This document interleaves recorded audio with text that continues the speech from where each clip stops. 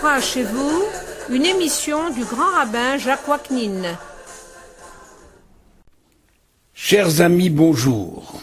Nous arrivons à la 6e paracha du livre de Bamidbar, en français les nombres. Elle a pour titre Chukat, le premier mot important de la paracha, qui introduit une notion importante et fondamentale de la doctrine juive. S'adressant à Moïse et à Aaron, Dieu dit « Voici la loi de la Torah, Zot Chukat HaTorah » mais aux surprises, il ne s'agit pas de définir la Torah dans son ensemble, mais une loi spécifique. L'Éternel ordonne aux enfants d'Israël de prendre une vache rousse, sans défaut, n'ayant jamais porté le joug, et de la remettre au prêtre Elazar, qui la brûlera entièrement, en ayant soin de jeter dans les flammes un bouquet de bois de cèdre, de l'hysope, et un fil de laine écarlate, puis d'en recueillir les cendres, en vue de l'additionner d'eau, d'une eau pure bien sûr, pour obtenir ce que l'on appelle de l'eau lustrale, dont la propriété est de purifier par aspersion les personnes devenues impures. C'est une pratique étonnante qui frise la magie, au point qu'un dignitaire romain s'est adressé à Rabbi Yochanan ben Zakkai en disant « Ces rites que vous accomplissez ressemblent à une sorte de sorcellerie. Vous prenez une vache, vous la brûlez, vous la broyez pour en recueillir les cendres, et si quelqu'un parmi vous touche un cadavre, alors vous dites qu'il est devenu impur. Et alors vous l'aspergez avec 2 ou 3 gouttes de l'eau mélangée à cette cendre, et vous lui déclarez « Tu es pur ». Rabbi Yochanan répondit que les Romains agissaient de même, en quelque sorte, lorsqu'une personne est possédée par un mauvais esprit ou par un démon. Le Romain fut satisfait de la réponse, mais les disciples exigèrent de plus amples explications. Alors Rabbi Yochanan leur dit « Par votre vie, ce n'est pas le cadavre d'un homme mort qui rend impur, ni l'eau lustrale qui purifie. C'est un décret divin. Le Saint béni soit-il a déclaré « J'ai fixé une loi, j'ai proclamé un décret, tu n'as pas le droit de le transgresser. » Voilà pour quelle raison la Torah s'exprime ainsi « Zot Chukat HaTorah ». Ceci est un décret, un statut de la loi, c'est-à-dire un décret royal qui ne souffre aucune discussion.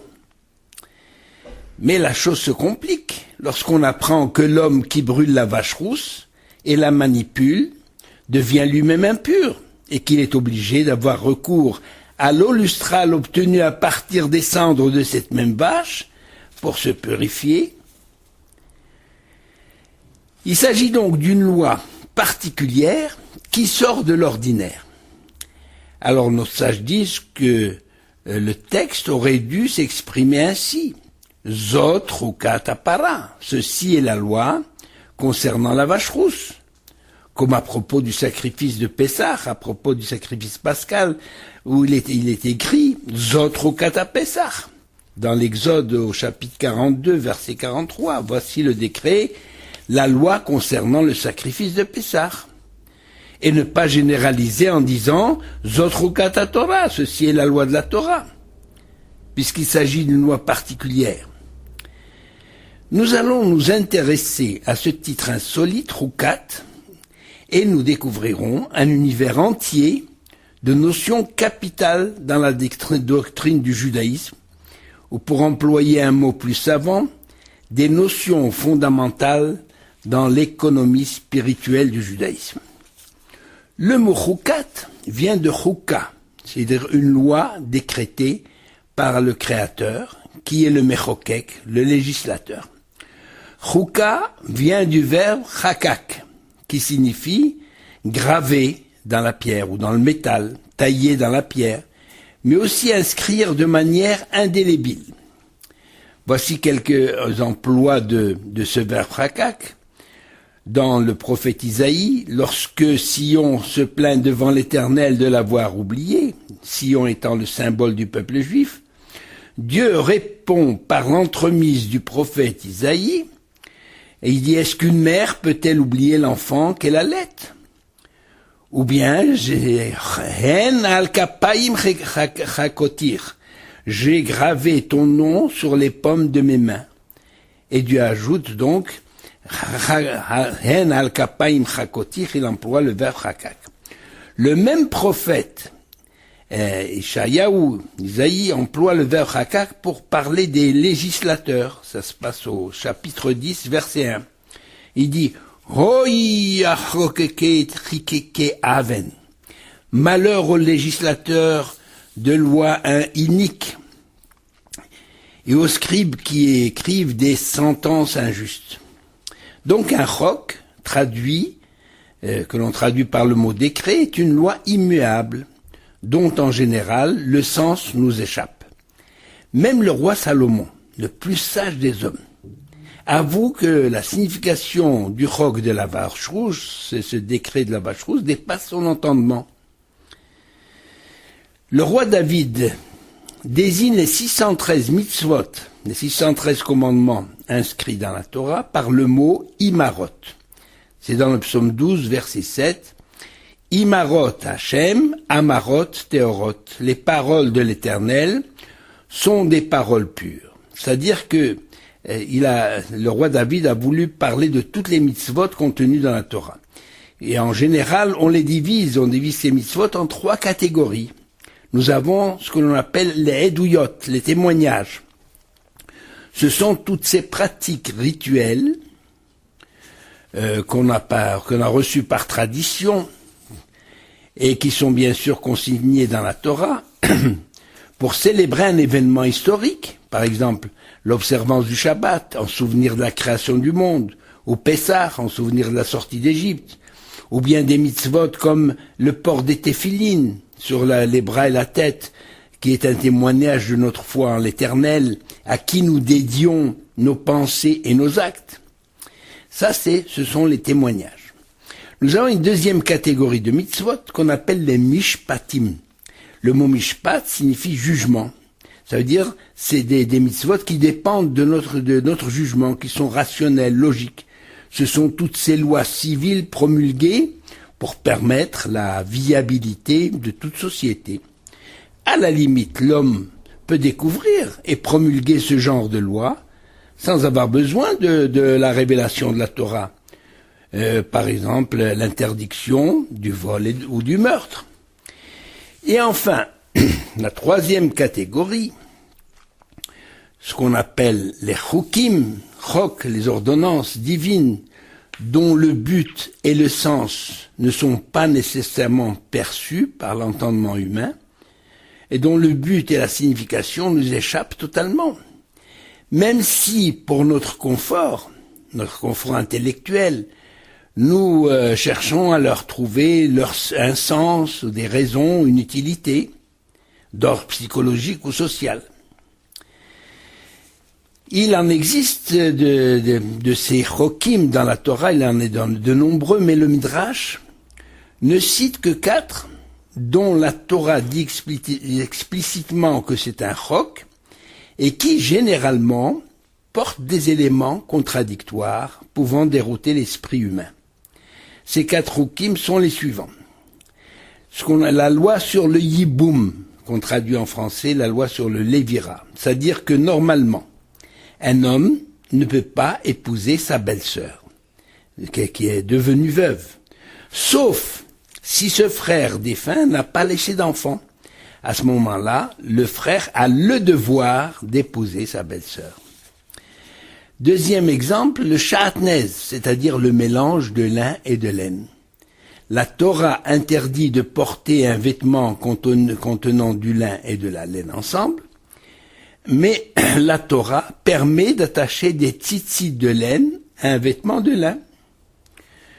Eh bien, c'est aussi quelque chose d'anormal. Troisième exemple, le bouc, le Seir la Azazel, c'est-à-dire ce bouc destiné à être jeté d'un rocher le jour de Kippour pour expier les fautes du peuple d'Israël.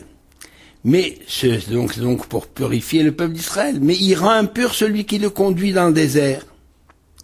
Alors ça c'est quelque chose d'incompréhensible, c'est aussi un roc.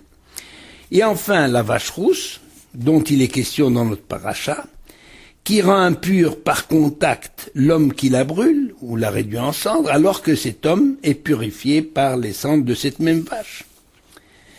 C'est les cendres mélangées à de l'eau pure qu'on appelle l'eau lustrale.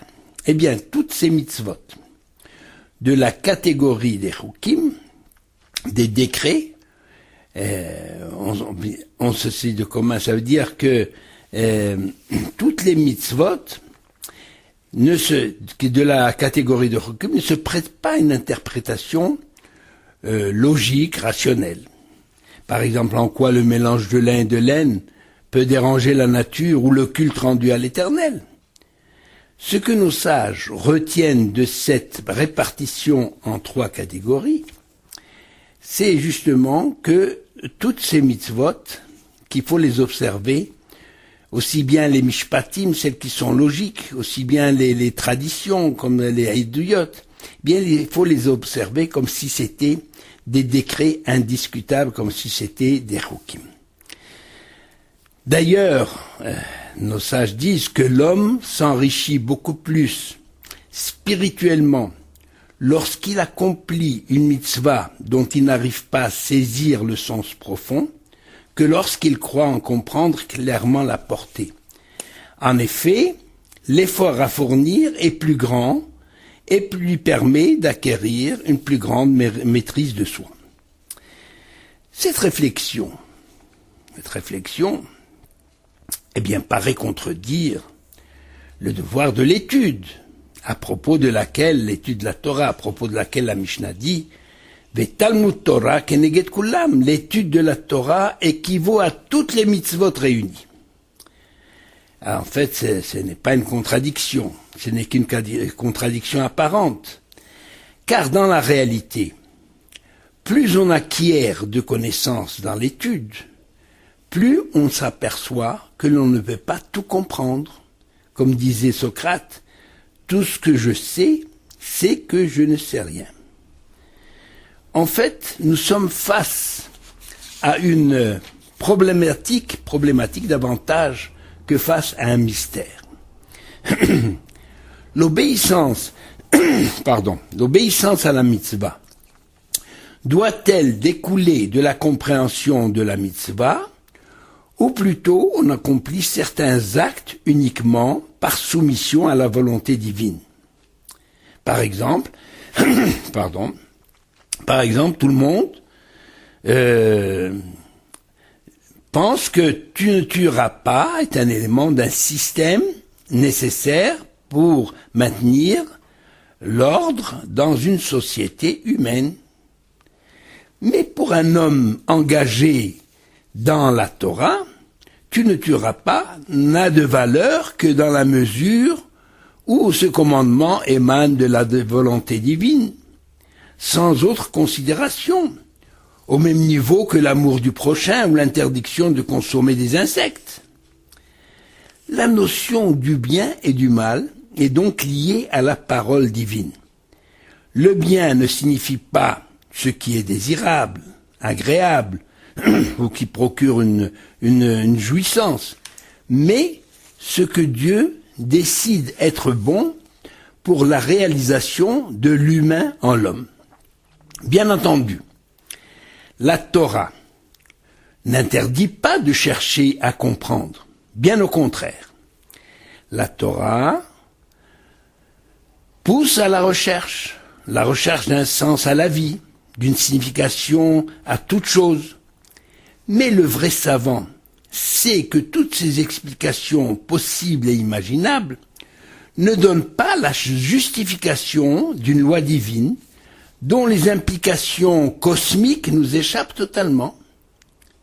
Et cependant, nous accomplissons ces commandements divins avec tout notre cœur, D'abord parce que nous avons confiance en la sagesse divine, mais aussi parce qu'à la longue, avec l'expérience du vécu, nous prenons conscience de cette sagesse divine, qui est bénéfique pour notre vie ici-bas et pour l'éternité. Car la Torah, donc, parce que la Torah est un élixir de vie. Une anecdote qui est publiée dans un journal peut illustrer notre propos, à savoir que l'appréciation de la Torah est plus grande lorsqu'on connaît son origine divine. Voici l'anecdote. C'est une histoire vraie. Un jour, un Hollandais se promenait au Chouk Opus à Paris. Et il voit un tableau, il l'achète. Il ignorait, bien entendu, l'identité du peintre, dont la signature avait été voilée par une couche de peinture. Après bien des années, le propriétaire se décide à faire estimer son œuvre par un expert suisse, ayant eu soudain l'intuition que son tableau pouvait peut-être être l'œuvre d'un maître. Nous sommes en 1993, donc c'est une histoire pas tellement vieille. L'œuvre se révéla être un tableau de Vincent van Gogh, une nature morte, inconnue des musées et des collectionneurs, et valant désormais une fortune. Ce tableau a dû passer par de nombreuses mains. Personne n'y a prêté attention, même s'il pouvait plaire. Mais du jour où l'on a su que c'était l'œuvre d'un maître, une toile authentique de Van Gogh, le monde entier, c'est-à-dire le monde des connaisseurs, s'y est intéressé. Le tableau est devenu l'objet de recherches, d'études, d'articles, d'appréciations, etc. Mais qu'est-ce qui a changé dans le tableau? Rien, sinon la signature. Cette anecdote nous permet de mieux comprendre ce que dit Rashi à propos du mot Chukat.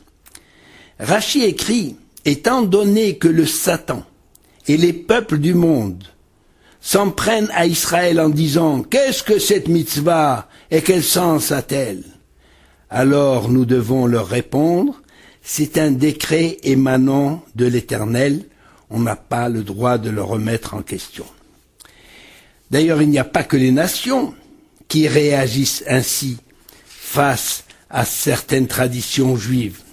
Beaucoup de nos frères et sœurs ont cette même réaction et justifient ainsi leur absence d'engagement dans la Torah. Alors nous leur répondons, cette œuvre, la Torah, est signée par le roi des rois, le créateur de l'univers. C'est ainsi que lorsque ces mêmes juifs finissent par reconnaître que l'auteur de cette œuvre incomparable et si est que l'auteur est le roi des rois, le créateur de l'univers, le maître de toute vie, de toute sagesse, ils finissent par s'y intéresser. Pour revenir au titre de la paracha, un titre qui dérange nos sages, parce qu'il aurait dû être libellé ainsi Zot Chukat HaPara, qui est voici la loi de la vache rousse, ou mieux Zot Chukat HaTahara, c'est-à-dire voici la loi de la purification, car en somme toute la réalité de ce commandement est une réponse à l'impureté qui peut être contractée par un homme ou par un objet. L'impureté est uniquement une notion spirituelle. L'impureté n'est pas la saleté. On peut être tout à fait propre et être impur. Alors que signifie cette impureté? Le Midrash se demande d'ailleurs si de l'impur peut surgir le pur. C'est-à-dire, est-ce que de l'impur peut donner naissance à quelque chose de pur? Et il répond par l'affirmative, en citant Abraham, qui est né de Terach, son père, un parfait idolâtre, ou bien le roi Ézéchias, qui était un roi pieux, qui est né d'un mécréant, un roi mécréant qui s'appelait Achaz, ou bien Mardoché, le pieux juif qui a sauvé toute la communauté de Perse, et qui est né de Shimi ben Gera, cet homme qui a maudit le roi David et qui méritait donc cet homme qui méritait la mort. Et le monde futur n'est-il pas la suite de ce monde-ci? Voici ce que dit le Midrash. Mais ce que nous apprenons, c'est que ne devient impur que ce qui peut recouvrer sa pureté. Par exemple, les enfants d'Israël n'ont commencé à ressentir cette réalité qu'après la révélation. En effet, en Égypte, tous les enfants d'Israël étaient impurs. C'est ce qui explique que les seuls critères exigés pour le sacrifice pascal étaient que les hommes devaient appartenir à la communauté d'Israël et ils devaient être circoncis. Mais il n'est pas question d'impureté en Égypte. En recevant la Torah, les enfants d'Israël ont été purifiés, comme il est dit, mikvé Israël Hachem, c'est-à-dire que Dieu est comme un mikvé purificateur. Le mikvé, c'est ce bassin d'eau pure, d'eau naturelle, dans lequel la personne se trempe, ça s'immerge entièrement, et elle ressort pure, purifiée. Ça aussi, c'est un roc, c'est quelque chose d'inexplicable, d'irrationnel. Mais justement, après avoir été purifié par la révélation, Israël a fauté. Il s'est souillé avec la faute du veau d'or, ou par la faute du veau d'or. C'est pour cela, dit le Midrash, que Hachem a choisi une vache pour réparer la faute du veau d'or. Et le Midrash s'exprime ainsi, vous savez, c'est toujours une parabole. Un enfant a souillé le palais royal, alors le roi s'est adressé à la mère pour nettoyer les souillures causées par son fils. Ainsi en est-il du veau qui a souillé Israël et l'impureté qui a souillé Israël par l'impureté de l'idolâtrie, justement, que la mère vienne que la mère devait venir et nettoyer les souillures de son fils. D'où l'injonction faite à Moïse. Vikrou d'Aber el Ben Israël, Dieu dit à Moïse, d'Aber el Ben Israël, parle aux enfants d'Israël, Vikrou elecha para aduma, qu'ils prennent pour toi, ça veut dire en fait, Dieu va attribuer le mérite de cette vache rousse, de cette purification, à Moïse, le père du peuple d'Israël. Donc, il leur parle aux enfants d'Israël qu'ils prennent pour toi une vache rousse. Alors, bien sûr, beaucoup de questions surgissent. Pour quelle raison? Parce que finalement, on devient impur par le contact d'un mort, d'un cadavre. Pour quelle raison la mort est-elle la source de toute impureté? Parce que tant qu'il y a de la vie, il existe une possibilité de se remettre debout lorsqu'on a chuté. Il est toujours possible de faire teshuva, de se débarrasser de sa souillure et d'aspirer à la sainteté. Mais l'homme mort est privé de ses privilèges. Il ne peut plus se relever, ni se purifier dans ce monde. C'est pourquoi Dieu a donné à l'homme la possibilité de retrouver sa pureté et sa sainteté par l'eau lustrale obtenue à partir de la vache rousse. Se purifier signifie donc, en fait, revenir à son état antérieur, se rattacher à sa source, la source de vie, et cela n'est possible que grâce à la Torah. Mais qu'est-ce que la mort? Voilà un problème qui préoccupe la plupart des humains. Pour ce qui est du judaïsme, la mort est un passage, c'est-à-dire la croyance en une autre vie, la foi en l'éternité de l'âme, qui est une étincelle divine, entrée momentanément dans un corps de chair et de sang. Donc, c'est ainsi qu'elle est perçue, cette mort.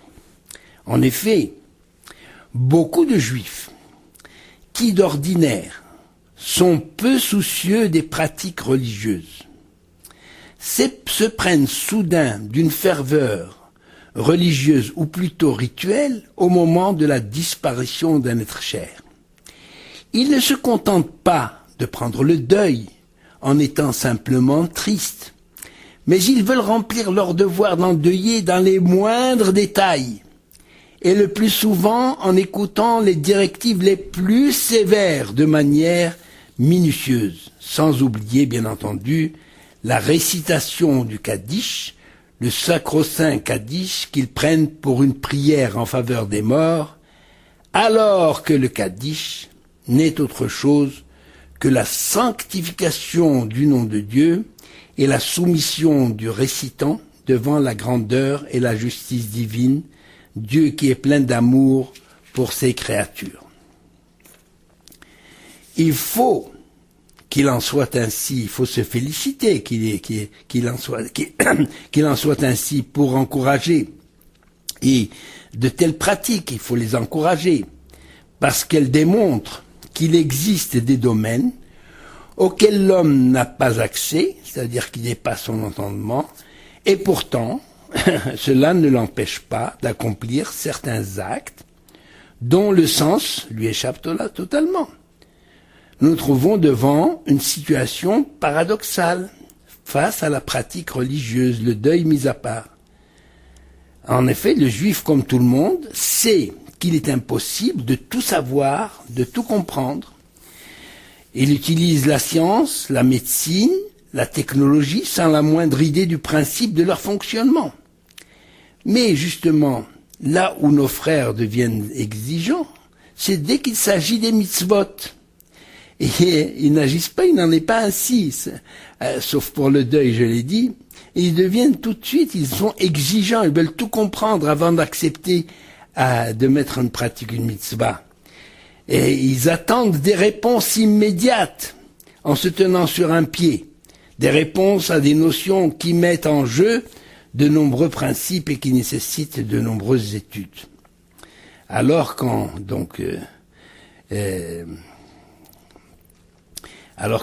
fait, en vérité, toute la Torah dépasse notre entendement, même si nous avons l'impression d'en saisir le secret. C'est pourquoi, justement, Hachem a choisi comme paradigme, comme de toutes les mitzvot, c'est-à-dire l'exemple type pour toutes les mitzvot, Dieu a choisi un chok, c'est-à-dire une loi irrationnelle qui dépasse notre entendement, à savoir la mitzvah de la para adouma, la mitzvah de la vache rouge, en disant Zot chukat haTorah. Ceci est la loi de la Torah. Pas seulement la loi de la vache rousse, mais la loi de toute la Torah. C'est-à-dire toute la Torah est à l'image de la vache rousse. La Torah purifie ceux qui sont atteints d'imperfection, elle les conduit jusqu'au plus haut sommet, elle les rend impurs, tous ces hommes qui se targuent de leur connaissance et de leur engagement religieux, ces hommes qui regardent de haut et avec mépris leurs frères juifs qui n'ont pas eu cette chance d'avoir goûté et d'avoir découvert la lumière de la Torah. C'est pour ça que, justement, la loi de la Torah peut purifier, mais peut également être si l'homme est plein d'orgueil, alors il a chuté, il s'est écarté de la loi de la Torah. En réalité, il existe plusieurs niveaux dans la Torah. Dans Zot Chukat Torah, ça veut dire que Chuka, c'est du verbe Chaka, comme on l'a dit, c'est gravé. Ça veut dire que la Torah est gravée. Quelle Torah? Il y a une Torah qui est celle qui unit en elle le Créateur, son message à Israël, ainsi qu'il est dit, Kutsha berichu oraita beIsraël chadou, c'est-à-dire que le Saint béni soit-il, la Torah Israël, forme une unité, forme un ensemble harmonieux. Et à ce niveau du principe fondamental, il n'y a aucun problème. Les problèmes commencent lorsque la Torah veut s'incarner dans le cœur des hommes ici-bas, lorsque la Torah descend de son piédestal pour se réaliser sur terre, lorsqu'il faut mettre la Torah au niveau des humains avec leur leur génie et leur imperfection. Lorsqu'on parle de Torah au niveau de l'homme, il s'agit, pour le judaïsme, il s'agit de toute l'activité humaine. La religion juive ne s'est jamais confinée dans le domaine du culte religieux. Elle a toujours embrassé toutes les activités de l'homme, toutes les inventions de son génie industriel, agissant sur la nature au travers de l'art, de la science, de la politique. En un mot, la Torah a imprégné l'esprit du juif jusque dans les moindres manifestations de sa vie. C'est ce qui explique la place donnée à la vie au sein du judaïsme, symbolisée par la Torah, justement, désignée comme Etz Chaim Hi la Machazikim Ba. C'est un arbre de vie pour ceux qui s'y attachent. La Torah est donc un arbre de vie. La mort étant l'antithèse de la vie, elle devient source d'impureté de laquelle il faut s'éloigner.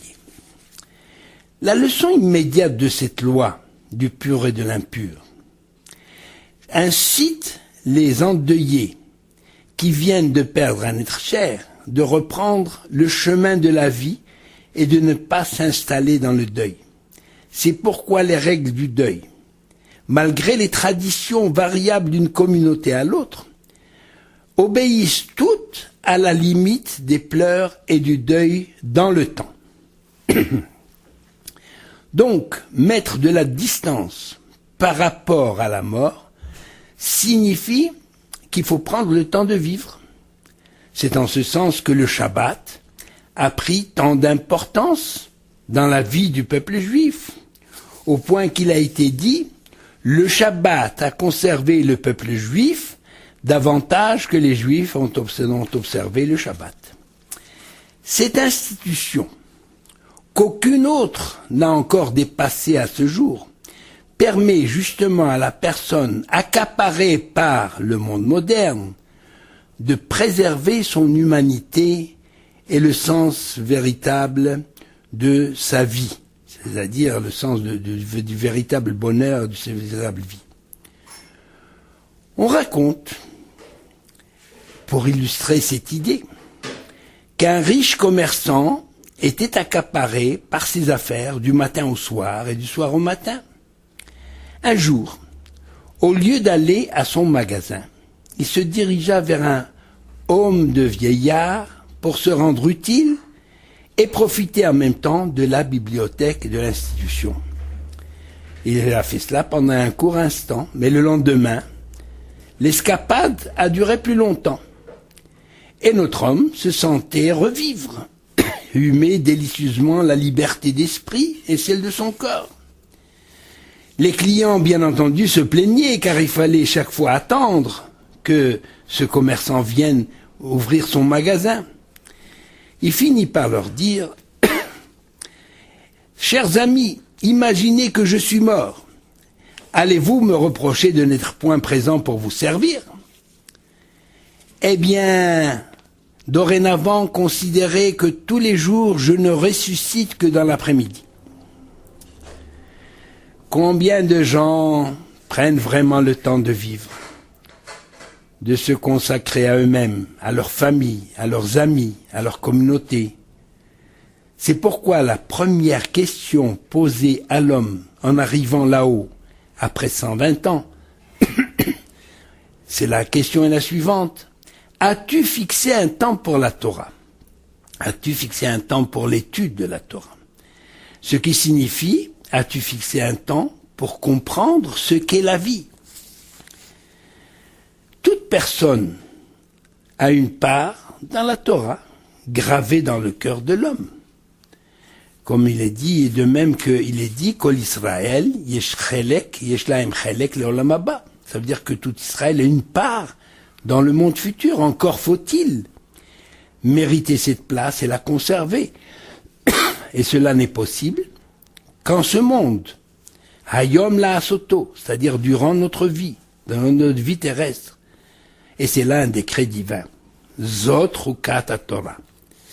Chuka, bien sûr, chukat, qui a une valeur, on va passer un peu à la gematria, c'est-à-dire les valeurs numériques, c'est une indication, une sorte d'interprétation, méthode d'interprétation que le Zohar utilise largement. Chukat a pour valeur numérique 508. Chet c'est 8, Kouf 100 et Tav c'est 400, donc ça fait 508. Mais en additionnant les chiffres, le kollel, ça s'appelle le kollel, on obtient 5 plus 8, ça fait 13. Or 13 c'est Echad. Echad c'est Aleph, 1, Chet 8, Dalet 4, ça fait 13. Echad c'est l'unique. C'est l'un. L'un, il y a, ça veut dire, c'est l'éternel, c'est Dieu, qui est un. Donc il n'y a que l'unique, c'est-à-dire l'éternel, qui a seul le secret et la possibilité d'édicter de tels décrets de vie dont le sens nous échappe totalement. Donc il n'y a que un Zotrukat Torah, il n'y a que l'éternel qui peut édicter des décrets pour déterminer ce qu'est la Torah. Rabbeinu Bechaye nous ouvre d'autres horizons en traduisant le mot chok, qui est un décret, par limite, en se basant bien sûr sur un verset de la Torah, comme dit Chol Gvul Layam Chok Olam. Ça veut dire que Dieu a dressé une barrière, une frontière, c'est le sable qui est au bord de la mer, qui empêche la mer d'envahir la terre. Il a mis une limite. La limite dont il s'agit ici, en rapport avec le chok signifiant décret, réside dans l'explication donnée par Rashi. Rashi dit, à propos, donc je l'ai cité ce Rashi, il dit on n'a pas le droit de remettre un décret divin en question. Nous devons mettre une limite à notre pensée. Et alors, non pas une restriction de la liberté de penser, mais plus simplement parce que le sujet nous échappe totalement, malgré tous les progrès de toutes les sciences et de toutes les technologies. Ce qui nous reste, c'est la possibilité de rechercher des interprétations symboliques pour satisfaire notre curiosité, notre désir de savoir, tout en sachant que notre pensée ne peut pas aller au-delà d'une certaine limite. Se basant sur le verset d'Isaïe, chapitre 1, verset 18, pour expliquer le passage du pur à l'impur, il y a une image qui est donnée par le prophète, qui est la suivante. Im yiyu chata'echem kashani kasheleg yalbinu. Quand vos péchés seraient comme le cramoisi, c'est-à-dire rouge, ils deviendront blancs comme neige. Quand ils seraient rouges comme l'écarlate, ils deviendront blancs comme de la laine. La couleur de la vache rouge fait allusion justement à la faute. Mais ces cendres purifient entièrement, effacent entièrement la faute, qui acquiert la couleur blanche, symbole de pureté. Le Shlach HaKadosh fait remarquer que la leçon à tirer de ce décret divin, ce commandement de la vache rousse, Zotrukat Torah, c'est de savoir que nous ne pouvons pas savoir. Et que, en soi, c'est là une grande science, une grande sagesse. Cela ne signifie pas que la vache rousse n'a aucun sens, ni aucun fondement.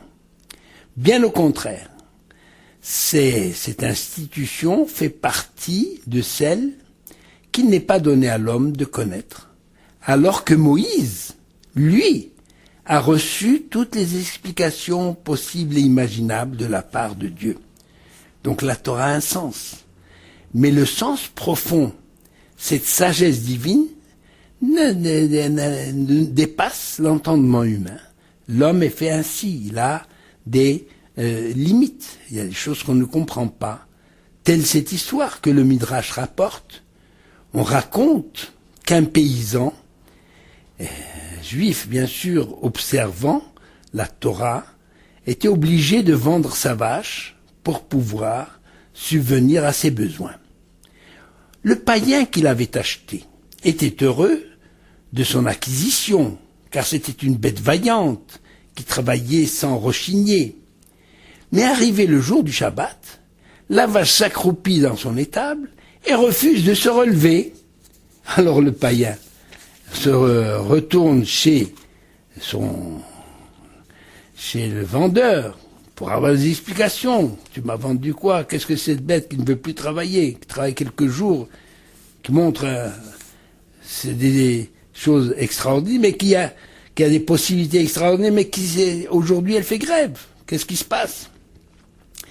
Alors le paysan s'est excusé devant le païen en lui rapportant que cette bête, tant qu'elle lui appartenait, n'avait pas l'habitude de travailler le Shabbat. Comme il est dit dans le 4e commandement, toi, ton fils, ta fille, etc., et ta bête, ça veut dire même la bête devait reposer, tu ne dois pas faire travailler ta bête le Shabbat. Et cette vache, elle n'avait pas l'habitude de travailler le jour du Shabbat. C'est devenu un réflexe conditionné. Alors le paysan s'est mis à parler à l'oreille de la vache, certainement pour lui expliquer qu'elle ne lui appartenait plus et qu'elle avait le droit de travailler le Shabbat. Et la vache s'est levée immédiatement pour aller travailler. Et ce païen, il était impressionné par ce phénomène. Il se dit, si une vache est capable de reconnaître son créateur, pourquoi pas moi? Et il est allé, il s'est converti, il a commencé à étudier la Torah, et est devenu une personne, un savant en Torah, et on l'a appelé Rabbi Yochanan ben Torta, ça veut dire, on a fait allusion, qui était fils de la vache, c'est justement parce que, justement, ce surnom pour rappeler comment il est venu au judaïsme. En conclusion, nous ne pouvions tout comprendre, si nous pouvions tout comprendre, nous serions à l'égal de Dieu. Mais dans les psaumes, il est dit, Vatechasrehu me'at me'elokim. Tu as fait l'homme un peu moins que Dieu, ça veut dire qu'on n'arrive pas au niveau de l'éternel. Mais c'est le serpent. C'est ce que le serpent dit à Adam pour l'inciter à manger de l'arbre de la connaissance du bien et du mal. Et il lui dit justement, si Dieu t'a interdit de manger de cet arbre, c'est parce qu'il a peur que tu deviennes un Dieu. C'est parce qu'il a peur que tu aies la connaissance totale comme Dieu. Or, nous ne sommes pas des dieux. Nous ne pouvons pas le devenir, malgré toutes les conquêtes de notre esprit et le développement inouï de notre intelligence. Voilà, chers amis, ce Zot Rukat HaTorah qui nous ouvre des horizons, à la fois nous encourage à étudier, mais étudier pour savoir qu'il y a des choses qui nous dépassent. Parce qu'il n'y a que les ignorants qui ont la fatuité de tout savoir. Ils connaissent tout, ils savent tout. Mais le savant sait que justement, il y a des choses il y a une limite à son esprit. Mon ami Robbie Briefel de New York m'a signalé un article de presse qui révèle la découverte d'une vache rousse au Texas que les Kohanim d'Israël s'apprêtaient à acquérir. Vous savez qu'il y a eu dans l'histoire du peuple juif 9 vaches, dont la première a été confectionnée sur l'ordre de Moshe Rabbeinu, la seconde c'était Ezra, et ensuite on passe, les 7 autres sont beaucoup plus récentes, à l'époque du Second Temple, mais après 40 ans, Dieu rappelle les normes de la vache rousse à Moshe avant de quitter, puisque cette paracha se place selon Abravanel la 40e année du séjour dans le désert, et nous attendons justement, ce sera la 10e, cette vache qu'on a découverte, ce sera la 10e de l'histoire. Et il n'y a plus qu'à attendre pour la préparer, le Mashiach, le Messie, dont nous souhaitons ardemment la venue, pour nous purifier et nous ramener en état de sainteté dans le giron de notre Créateur, source de vie, de lumière et de véritable bonheur. Shabbat Shalom.